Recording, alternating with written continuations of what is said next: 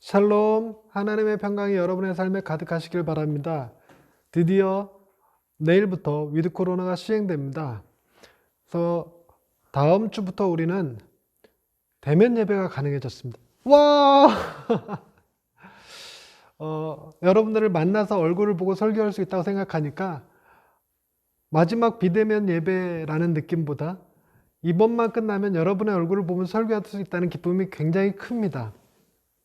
다음 주에 모두 함께 모여서 마음껏 찬양하고 하나님께 예배할 수 있기를 바랍니다. 오늘 우리가 읽은 본문 말씀은 예수님께서 예루살렘에 올라가신 후 그곳에서 여러 번에 걸쳐서 논쟁하셨던 장면들의 한 장면입니다. 마지막 장면이기도 하죠. 먼저 앞서서는 권위에 대한 논쟁이 있었고, 그리고 세금에 관한 문제, 부활에 관한 문제, 그리고 오늘 읽은 큰 계명에 관한 문제까지 이어집니다. 그리고 오늘 질문으로 끝으로 그 후에 감히 묻는 자가 없다라고 표현되는 마지막 논쟁이죠. 이 논쟁은 누가 가지고 왔냐면 서기관 중에 한 사람이 가지고 왔는데, 다른 사람들이 변론하는 것을 보고 예수님께서 대답을 잘 하셨다고 판단해서 예수님한테 와서 평상시 궁금했던 질문을 합니다. 그 질문이 이런 거였습니다. 모든 계명 중에 첫째가 무엇입니까? 라고 물었죠. 여러분, 이때 당시 바리새인들과 서기관들이 알고 있었던 계명은 보통 613가지의 계명이라고 불려집니다. 3분의 2 정도가 정결에 관한 예식이었고 나머지가 일상생활에 관한 거였죠. 그것을 압축한 것이 10계명입니다. 그런데 지금 서기관은 이 많은 율법들 중에서 가장 큰 계명, 으뜸이 되는 계명이 무엇인지를 물었습니다. 그때 예수님께서 29절에 첫째는 이것이니 이스라엘아 들으라 주 곧 우리 하나님은 유일한 주시라 네 마음을 다하고 목숨을 다하고 뜻을 다하고 힘을 다하여 주 너희 하나님을 사랑하라 하신 것이요 라고 대답합니다. 첫째는 그렇다는 거예요. 첫째는 하나님을 사랑하는 것인데 하나님이 유일하신 하나님이시라는 사실을 알고 마음을 다하고 목숨을 다하고 뜻을 다하고 힘을 다해서 하나님을 사랑하라고 말씀하신 것입니다. 그리고 둘째에 대해서는 이렇게 얘기하십니다. 31절에 둘째는 이것이니 내 이웃을 내 자신과 같이 사랑하라 하신 것이라 이보다 더 큰 계명이 없느니라 라고 말씀하셨습니다. 이 첫째와 둘째는 가장 큰 계명이라는 틀 안에서 하나로 주어진 겁니다. 가장 큰 계명이라고 불렀으니 수많은 계명들 중에서 하나여야 되는 거죠. 근데 그 하나를 주님은 하나님 사랑과 이웃 사랑이라는 것으로 설명하셨습니다. 그랬더니 서기관이 웬일인지 예수님의 대답을 트집 잡는 것이 아니라 예수님의 대답을 듣고 이렇게 반응합니다. 32절입니다. 선생님이여 옳소이다. 하나님은 한 분이시오. 그 외에 다른 이가 없다 하신 말씀이 참이니이다 라고 대답을 합니다. 이스라엘 백성들에게 하나님이 유일하신 참 하나님이라는 사실은 굉장히 중요한 의미를 지닙니다. 다른 신들도 있고 그 중에서 우리는 하나님을 섬긴다 라는 개념이 아니라 다른 신들은 없고 다 가짜고 진짜 참 신이신 하나님을 우리가 섬기고 있는 그 백성이라고 하는 사실이 이스라엘 사람들이 갖는 굉장한 자부심이었고 자기네들이 그 하나님의 택함 받은 백성이라고 하는 사실은 그 민족의 정체성이 되어 있는 상태였기 때문에 이러한 예수님의 대답이 그의 마음을 흡족하게 해 주었던 것입니다. 그러나 예수님은 이 서기관의 마음을 흡족하게 하실 생각으로 말씀하신 것이 아니라 그것이 실제고 사실이기 때문에, 달리 얘기해서 진리이기 때문에 그렇게 말씀하신 것이죠. 신은 오직 하나님 한 분뿐입니다. 우리가 신을 이야기할 때 알라도 신이고 부처도 신이다 라고 얘기하는 수준에 머무르는 것도 있지만 오늘날 같이 세속적인 사회와 자본주의화된 사회에서는 신이 정말 많습니다. 성공이라고 하는 신도 있고 장수라고 하는 신도 있으며 돈이라고 하는 신도 있습니다. 우리를 얽어매는 모든 것들이 다 신이죠. 우리는 그 돈을 벌기 위해 우리의 시간과 노력을 투자합니다. 얼핏 보면 우리가 돈의 주인 같지만 돈의 노예가 되어서 우리의 삶을 송두리째 갖다 바치고 있는 것이죠. 성공이나 명예나 아름다움을 추구하는 모든 것들도 다 신의 영역에 있습니다. 그래서 그것은 우리를 얽어매죠. 그래서 우리는 신은 오직 하나님 한 분뿐입니다 라는 사실이 우리가 그 모든 가짜 신들로부터 해방되는 첫 출구입니다. 이것은 이 서기관에게 뿐만 아니라 더 나아가서 이스라엘 사람들에게 뿐만 아니라 저와 여러분에게도 굉장히 중요하고 유익하고 참되신 진리지요. 이것만이 우리를 참 자유롭게 할 수 있는 그런 말씀인 것입니다. 그런데 문제는 이런 참 하나님을 사랑하되 마음과 목숨과 뜻과 힘을 다하여 사랑하는 일이 쉽지 않다라는 것입니다. 그럼에도 불구하고 서기관은 33절에 마음을 다하고 지혜를 다하고 힘을 다하여 하나님을 사랑하는 것과 또 이웃을 자기 자신과 같이 사랑하는 것이 전체로 드리는 모든 번제물과 기타 제물보다 나으니이다 라고 예수님의 말씀에 동의했습니다. 어쩌면 이 서기관은 무엇인가 착각한 것일 수 있습니다. 그 무엇인가가 뭐냐면 사람이 수고하고 노력하면 하나님을 또는 이웃을 그렇게 사랑할 수 있을 거라고 생각하는 착각입니다. 여러분, 율법의 가장 중심이 되는 하나님 사랑과 이웃 사랑을 우리가 안다고 해서 우리가 하나님이 유일하신 참 하나님이라고 고백하는 것만큼이나 하나님을 사랑하고 이웃 사랑하는 것이 어렵습니다. 우리가 하나님이 참 유일하신 하나님이라고 믿으면서도 여전히 우리는 돈을 추구하고 명예를 추구합니다. 하나님이 우리의 삶의 목적이고 주인이 아니라 나의 목적과 나의 주인 되시는 돈과 명예를 얻기 위한 수단과 도구로 전락될 때가 많죠. 알게 모르게 우리는 자꾸만 하나님의 능력을 덧입어서 돈을 얻기를, 건강을 얻기를, 명예를 얻기를 기대하고 있습니다. 그것이 곧 우리 마음의 우상이 되어 우리의 신이 되어 버렸죠. 그것은 우리가 인지하지 못한 채 계속적으로 일어납니다. 그와 마찬가지로 하나님을 사랑한다고 말하면서도 우리의 마음을 다하기가 쉽지 않고 우리의 힘과 뜻을 다하기가 쉽지 않습니다. 그러니 더더욱 우리는 내 목숨을 내어놓으면서까지 오직 하나님만을 사랑하는 일이란 굉장히 어려운 법입니다. 이 서기관은 마치 자기가 그것을 할 수 있을 것이라 생각을 했을 것이고 그것을 어떻게 하면 할 수 있다라고 말할 수 있는지를 이야기하기 위해서 613가지 조항을 만들어 놓고 그 조항들을 하나하나 지키고 있다라고 생각하는 것입니다. 그런데 놀랍게도요, 아이러니하게도요, 우리가 마음을 다하고 목숨을 다하고 뜻을 다하고 심지어 내 목숨을 다하여 하나님을 사랑한다라고 말할 때는 그 하나님을 사랑하는 것이 아니라 그런 행위를 하는 자기 자신을 사랑하는 경우가 더 많습니다.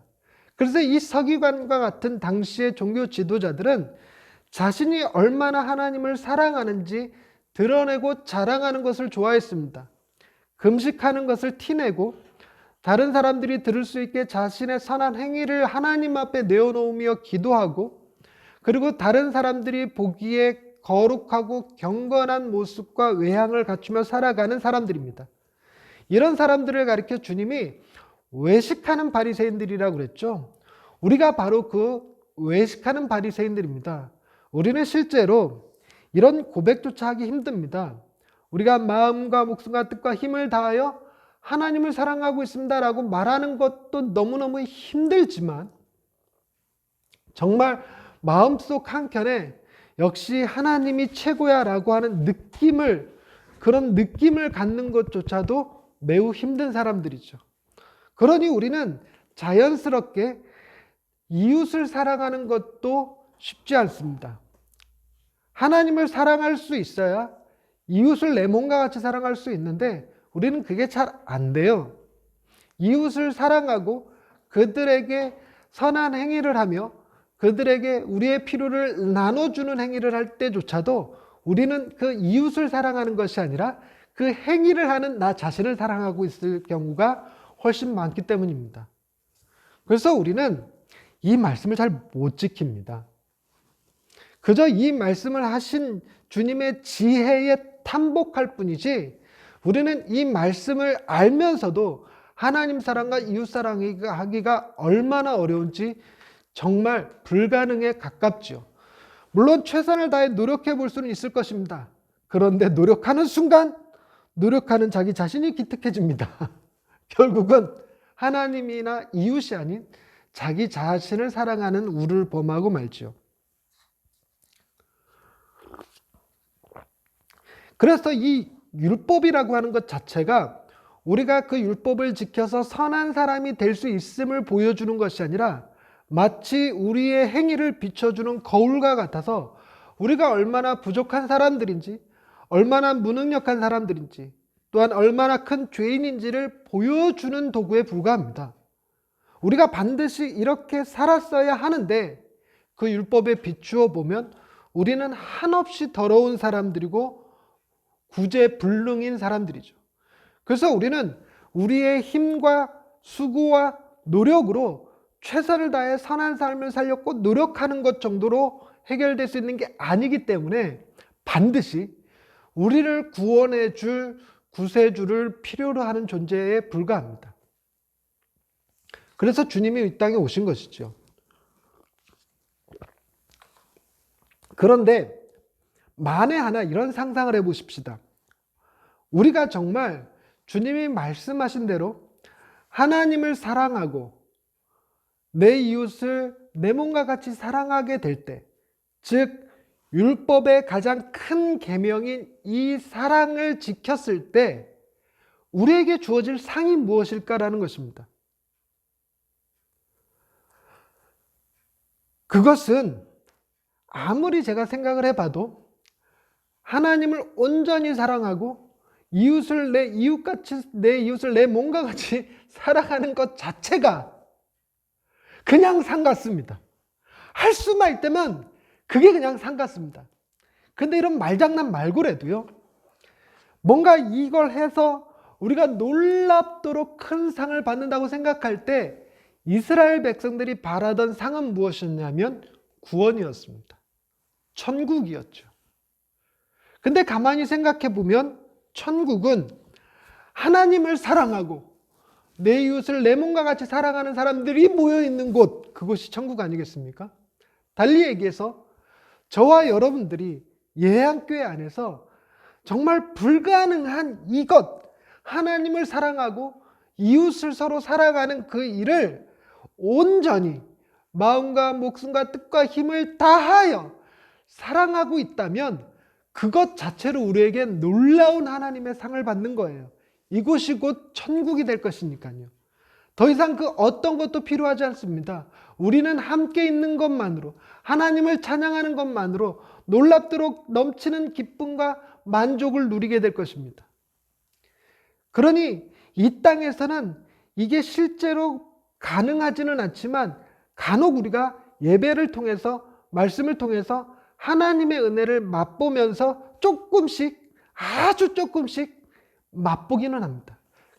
그러다 보니 온전히 그런 삶을 살게 될 하나님의 나라를 꿈꾸게 되는 것이고 그 나라가 우리에게 임하는 날을 고대하게 되는 것이죠. 그런데 문제는 이것을 지켰을 때 얻는 상이 아니라 못 지켰을 때 받을 벌에 대한 것도 생각해 봐야 된다는 것입니다. 율법이라는 게 그래요. 지키면 상이지만 못 지키면 그에 따른 형벌이 주어져 있기 마련입니다.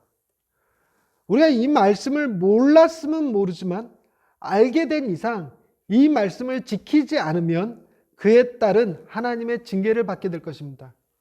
그 징계가 무엇입니까? 자기 자신만을 추구하고 자기 욕심만을 챙기며 자기 것만 생각하는 그런 이기적인 사람이 되는 것이죠.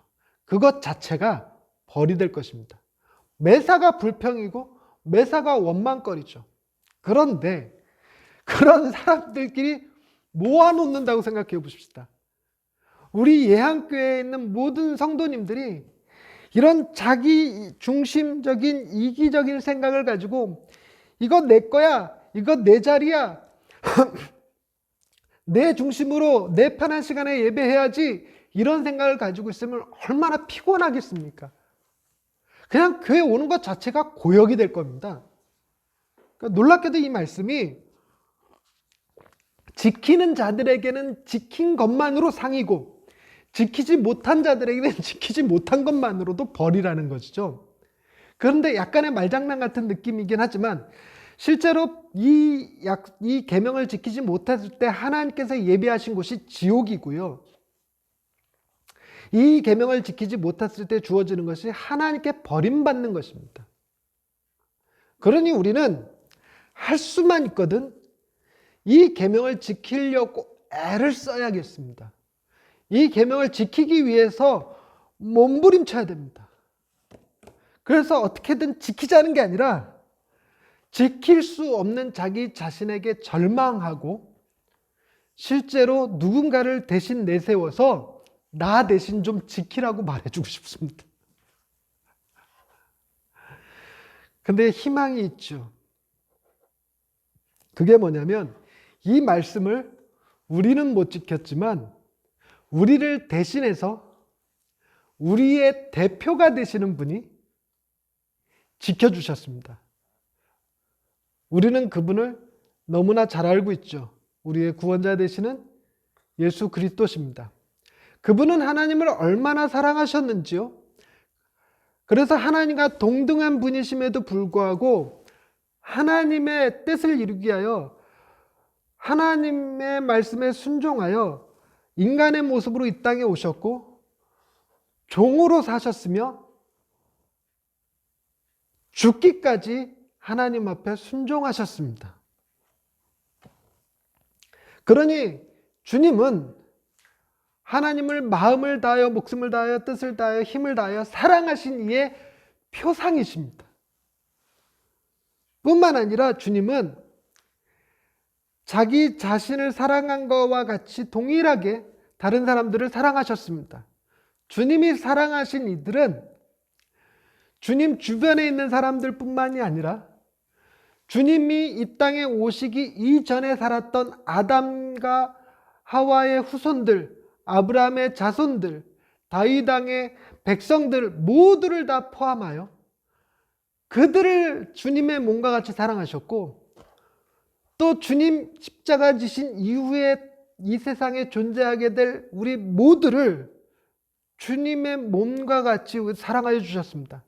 그래서 어느 정도냐면 갈라디아서 2장 20절은 우리가 주님과 함께 십자가에 못 박혀 죽었다라고 표현해 주셨습니다. 즉 하나님의 징계를 받을 때 그 징계가 우리에게 주어졌어야 될 거를 주님이 대신 받으시면서 우리가 그와 같이 동일하게 벌을 받았다라고 표현해 주셨다는 겁니다.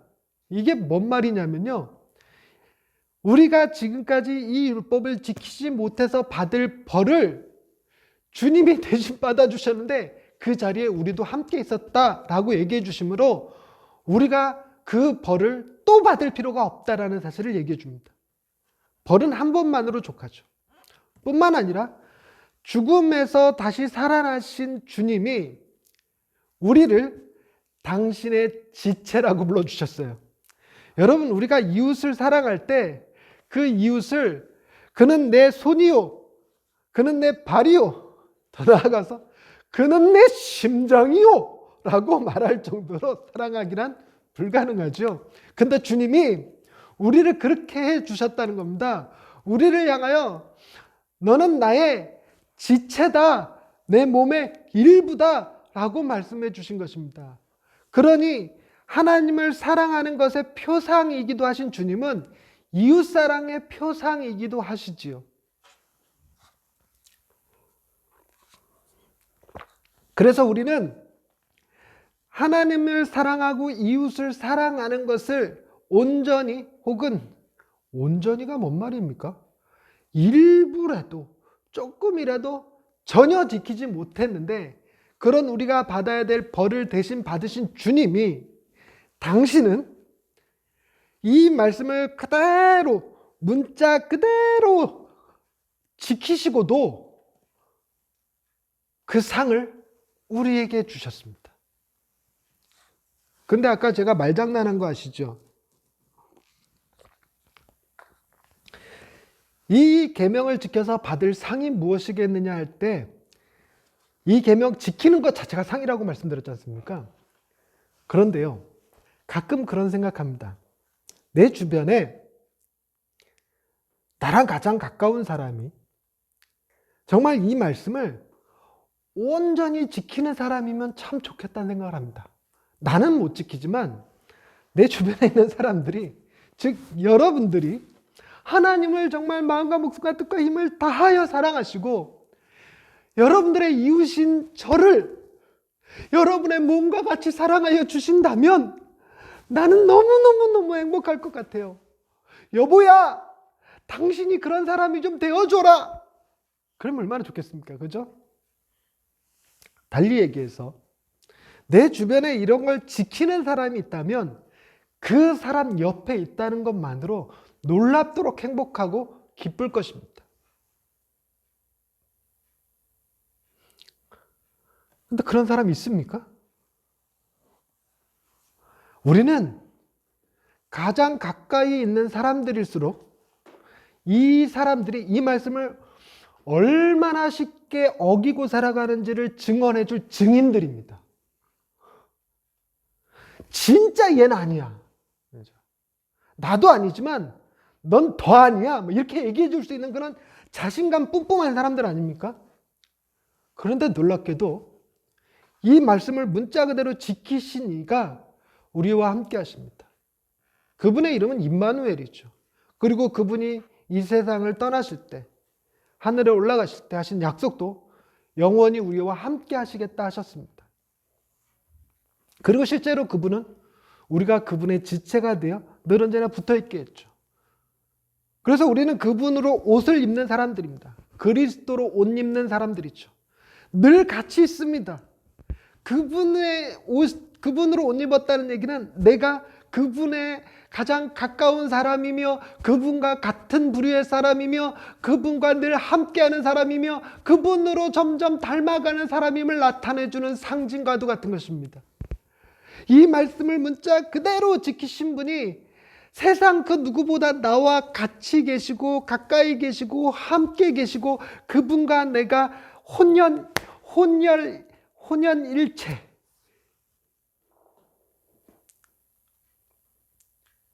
부부동체보다 더 가까운 거. 그냥 그분과 나를 나눌 수 없을 만큼 그분이 나고 내가 그분이고 하는 수준으로다가 같이 계신다는 거죠. 여러분, 그래서 오늘 제가 설교의 제목을 위대한 선물이라고 정했습니다. 이 약속의 말씀이 우리에게 부담스럽지만, 이 계명이 우리에게 부담스럽지만 이 계명을 지키신 이가 우리와 함께 계신다라고 하는 것은 놀랍도록 큰 선물입니다. 여러분, 하나님의 말씀인 이 하나님 사랑과 이웃 사랑을 철저하게 온전하게 지키는 사람들끼리 모여 있는 곳을 뭐라고 부른다고요? 천국이라고 부르죠. 이 말씀을 온전히 지키신 이가 나와 함께 계시면 그분과 나 사이는 뭐가 있는 거예요? 천국이 존재하는 거죠. 비록 나는 이 말씀을 지키지 못하지만 이 말씀을 지키신 이가 나와 함께 있다면 나는 당연히 천국을 경험하고 있는 것입니다. 여러분들도 천국을 경험하시죠. 여러분의 천국과 저의 천국이 만나서 예언교회라고 하는 천국을 만들어내고 우리가 정말 하나님 나라에서 온전히 예수님을 닮은 자로서 하나님 사랑과 이웃 사랑을 온전히 해낼 수 있게 된다면 놀라운 세상이 펼쳐질 것입니다. 우리는 그것을 지금 주님과 동행하면서 맛보고 있는 거고 경험하고 있는 것입니다. 그러다 보니 어느새 주님에게 물들어서 우리도 가끔은 그걸 행할 때가 있습니다. 하나님을 너무너무 사랑할 때도 있고 내 가까이에 있는 사람들을 내 몸과 같이 사랑할 때도 있습니다. 아내를 처음 만났던 순간, 자녀들을 신생아실에서 이렇게 창문 너머로 바라보던 그 순간. 물론 지금도 제가 제 자녀들을 저 자신보다 더 사랑합니다. 가끔은요.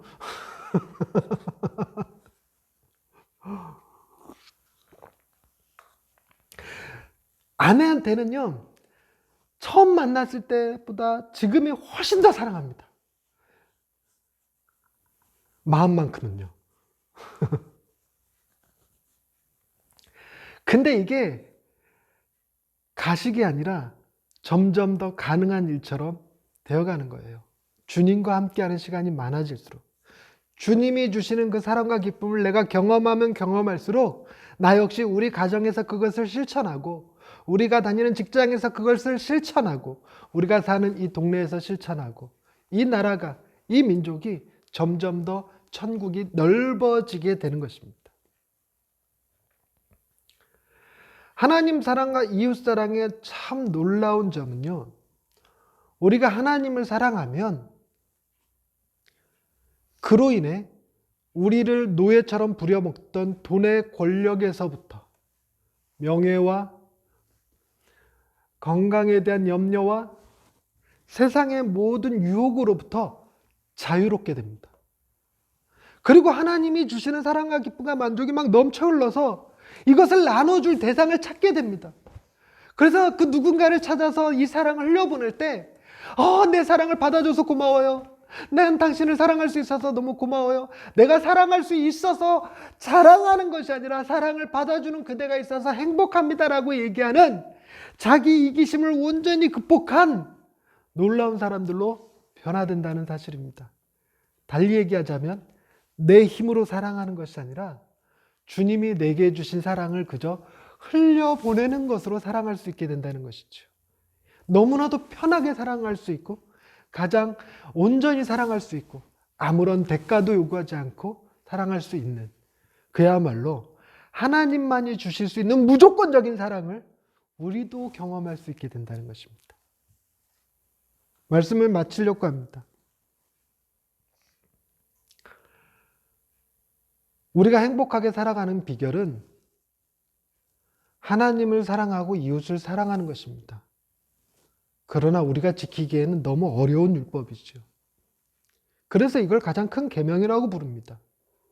그러나 이 큰 계명을 온전히 지키신 이가 있었고 그분은 자신이 받아야 될 상을 우리에게 주시며 우리가 받았어야 될 벌을 그분이 대신 받으심으로 우리가 이 일을 행한 자가 누리는 기쁨을 누리게 하셨습니다.